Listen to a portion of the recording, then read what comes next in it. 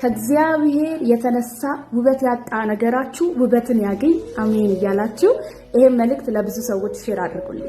መጽሐፈ ኢዮብ ምዕራፍ 26 ከቁጥር 13 በመንፈሱ ሰማያት ውበትን አገኙ፣ እጁም በራሪቱን እባብ ወጋች ተብሎ እንደተጻፈ ከእግዚአብሔር መንፈስ የተነሳ የተበላሸ ትዳራችሁ ከዚህ ቀን ጀምሮ ውበትን ያገኝላችሁ።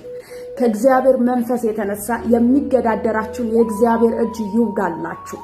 ከእግዚአብሔር መንፈስ የተነሳ የተበላሸ ጉዳያችሁ ውበትን ያገኝ። ሰማያት ከእግዚአብሔር መንፈስ የተነሳ እንደተዋቡ ከእግዚአብሔር መንፈስ የተነሳ ቤታችሁ፣ ሕይወታችሁ፣ ትዳራችሁ፣ ልጆቻችሁ በጌታ በኢየሱስ ክርስቶስ ስም ውበትን ያገኙ። የሞተ የሸተተ የተበላሸ ጉዳይ ቢኖራችሁ ከእግዚአብሔር መገኘት የተነሳ በኢየሱስ ስም ጠረኑን ይቀይርላችሁ። አሜን አትሉኝ?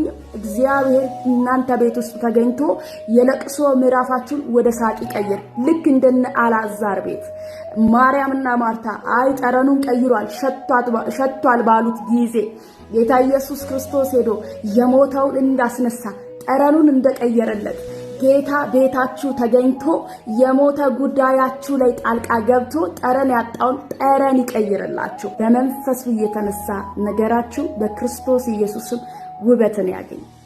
ይሄ ቪዲዮ ብዙ ሰዎች ጋር እንዲደርስ በደንብ ሼር አድርጉልኝ።